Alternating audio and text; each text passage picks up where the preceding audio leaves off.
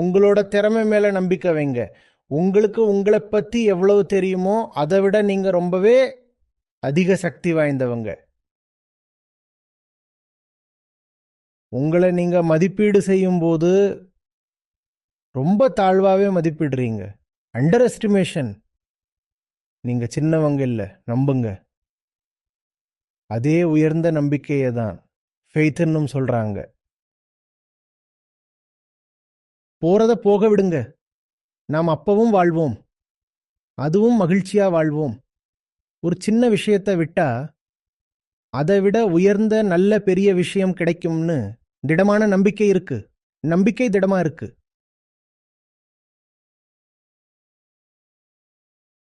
மோசமானதிலேயும் மோசமானது என்ன நடந்துட முடியும்?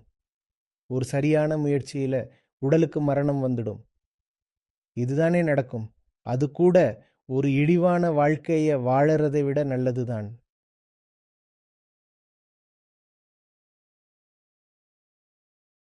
நமக்கு மட்டும் மரணம் ஏற்படணுங்கிறதுக்கு நம்ம கிட்ட பிரபஞ்சத்துக்கு என்ன பகையா இருக்கு?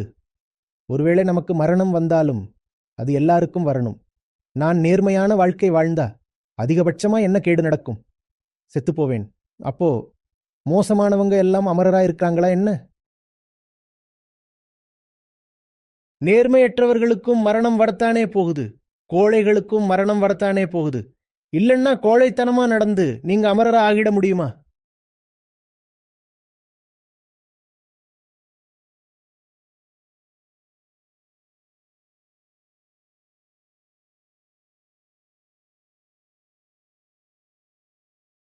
ஆச்சாரியஜி, நாங்க சாவை பார்த்து பயப்படல.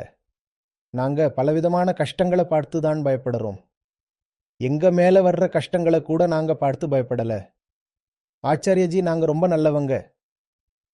எங்க உறவினர்களுக்கு எதுவும் ஆகக்கூடாது. எனக்காக நான் வாழவே இல்லை. என் வாழ்க்கையை மற்றவங்களுக்காகத்தான் நான் வச்சிருக்கேன். அவங்களுக்கு எதுவும் ஆகக்கூடாது ஆச்சாரியஜி. அதனால நான் ஒரு பொய்யான வாழ்க்கையை வாழறேன். நீங்க வாழற இந்த வாழ்க்கையில உங்க உறவினர்களுக்கு என்ன கிடைச்சது? நீங்க ஒரு பலவீனமான பொய்யான வெற்று வாழ்க்கையை வாழறதுக்கு ஆதரவா சொல்ற. உங்க எல்லா வாதங்களும் எவ்வளவு ஆதாரமற்றவ. ஒருவேளை உறவினர்களுக்காக பயந்து பலவீனமான வாழ்க்கையை வாழறேன்னு நீங்க சொன்னாலும் எனக்கு சொல்லுங்க, உங்க உறவினர்களுக்கு நீங்க இன்னைக்கு வரைக்கும் என்னதான் கொடுத்துருக்கீங்க? அதிகபட்சம் ஒரு சாதாரண வாழ்க்கை மட்டும்தான். உங்க உறவினர்கள் இருக்காங்கல்ல, அவங்களும் ஒரு உயர்ந்த வாழ்க்கைக்கும் உரிமை உள்ளவங்க தான். ஆனா ஒரு சாதாரண வாழ்க்கையை வாழ்ந்து நீங்க அவங்களுக்கும் எதையும் கொடுக்க முடியாம போறீங்க. நீங்க அவங்களுக்குமே அநியாயம்தான் செய்றீங்க.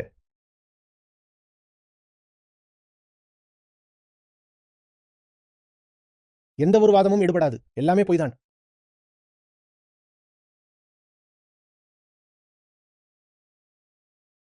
உண்மைக்கு எதிரா எந்த வாதம் செல்லுபடியாகும்? சொல்லுங்க பார்ப்போம்.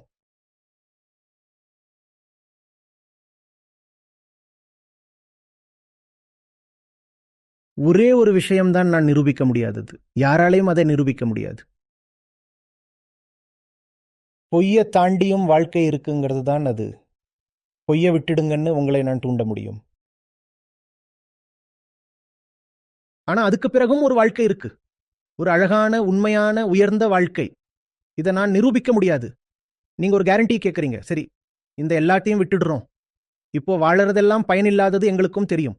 ஆனா இதுக்கு அப்புறம் ஏதாவது ரொம்ப நல்லதா கிடைக்கும்னு கேரண்டி கொடுங்கன்னு கேட்குறீங்க. என்னால அதை கொடுக்க முடியாது. என்னால உங்களை ஊக்கப்படுத்த மட்டும்தான் முடியும். செஞ்சு பாருங்க, நிச்சயமா நடக்கும். அப்புறம் நீங்க முதல் ஆள் இல்ல. நீங்க திடீர்னு இப்பதான் மனித குலத்துல புதுசா உதிச்ச மாதிரி நான் என்னோட எல்லா பொய்களையும் குப்பையையும் எரிக்க போறேன்னு சொல்றீங்க. என்ன, உங்களுக்கு முன்னாடி யாரும் இதெல்லாம் செஞ்சதில்லைன்னு நினைக்கிறீங்களா? உங்களுக்கு முன்னாடி ஏற்கனவே நூற்றுக்கணக்கான ஆயிரக்கணக்கான மக்கள் இதை செஞ்சிருக்காங்க. அவங்க தான் நிஜமா வாழ்ந்தவங்க. அவங்க பேர்ல தான் இன்னைக்கு மனித குலம் உயிரோடு இருக்கு. நீங்க முதல் ஆள் இல்லை. சரியான உண்மையான பாதையில உங்களுக்கு முன்னாடி ஆயிரக்கணக்கான லட்சக்கணக்கான பேர் ஏற்கனவே போயிருக்காங்க. அதனால நாம தான் பெரிய ஆளுன்னு நினைச்சுக்க வேண்டாம். நாம எப்படி செய்யறது? யாரும் செய்ய மாட்டாங்க. யாரும் செய்யலைன்னா என்ன அர்த்தம்? செஞ்சவங்கள உங்களுக்கு தெரியாது. ஏன்னா நீங்க நல்ல இலக்கியங்களை படிக்கிறதில்ல. நீங்க உங்க தெருவுல, குடியிருப்புல, இங்க எல்லாரும் இப்படித்தான் பொய்யா இருக்காங்கன்னு பாக்குறீங்க. அதுக்கப்புறம் உங்களுக்கு தர்க்கமும் அதே மாதிரி கொடுக்கப்படுது.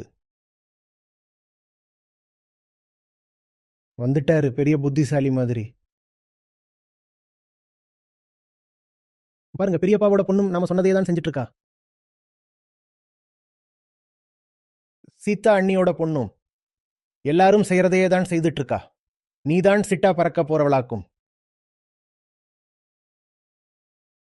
நீங்க சொல்லுங்க, நான் மட்டும் சிட்டா பறக்கிறவில்லை.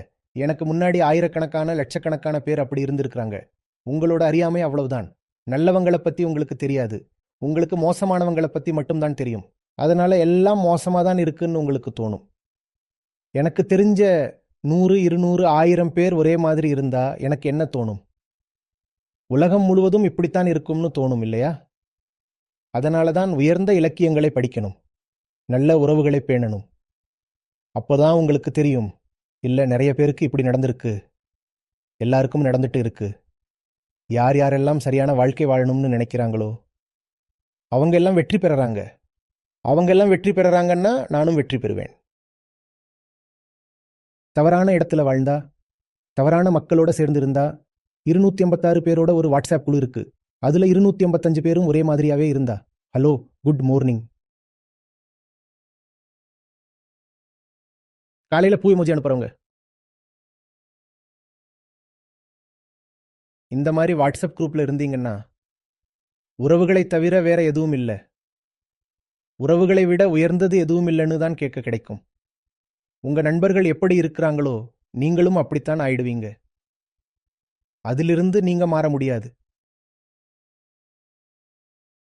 அது மட்டும் இல்லாம விசித்திரம் என்னன்னா, முழு உலகமே இப்படித்தான் இருக்குன்னு நீங்க சொல்லுவீங்க. ஆனா முழு உலகமும் அப்படி இல்லை, முழு வரலாறும் அப்படி இல்லை. உங்களுக்கு தெரிஞ்சவங்க தான் அப்படி இருக்கிறாங்க.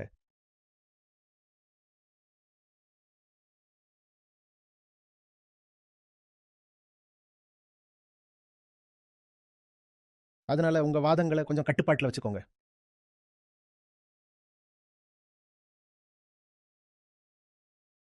ம்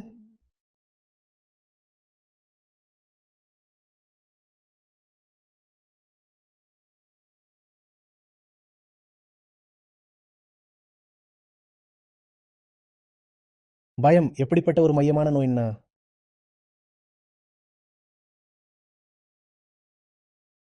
நம்ம உயர்ந்த நூல்கள் கூட அவை உங்களுக்கு மோட்சம் கொடுக்கவோ அல்லது உங்க உள்ளுக்குள்ள இருக்கிற மோகத்தை குறைக்கவோ இல்லைன்னா கோபத்தையோ ஆசையையோ குறைக்க வந்தவைன்னு சொல்லல. அவை கூட உங்க மனசுல இருக்கிற பயத்தை குறைக்கிறதுக்குத்தான் அது இருக்குன்னு சொல்லுது.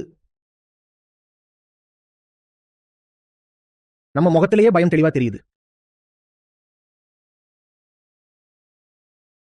ஒருத்தர் என்கிட்ட ஒரு தடவை கேட்டாரு, அழகுன்னு எதை குறிப்பிடுறது? நான் சொன்னேன், அதுக்கு ஒரே ஒரு அளவுகோல் தான் இருக்கு. முகத்துல பயம் இருக்கக்கூடாது. பயம் உங்களை அழகற்றவங்களா ஆக்கிடும். அப்புறம் எவ்வளவு மேக்கப் போட்டாலும்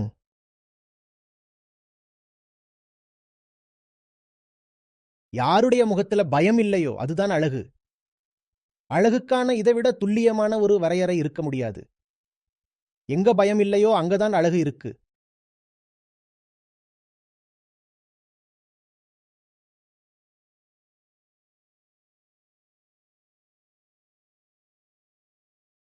பெரிய பெரிய ஆபத்துக்களுக்கு முன்னாடியும் நஷ்டம் வரத்துக்கான வாய்ப்பு இருக்குன்னு தெளிவா தெரிஞ்சும் கூட உங்க முகம் பிரகாசிக்கணும். முட்டாள்கள் உங்களுக்கு மிஸ்டர் இந்தியா, மிஸ் யூனிவர்ஸ் பட்டத்தை கொடுக்க மாட்டாங்க. ஆனா நீங்க புரிஞ்சுப்பீங்க. எந்த ஒரு தெளிவான மனிதரும் அந்த நொடியில உங்களை விட அழகானவர் யாரும் இல்லைன்னு புரிஞ்சுப்பாங்க.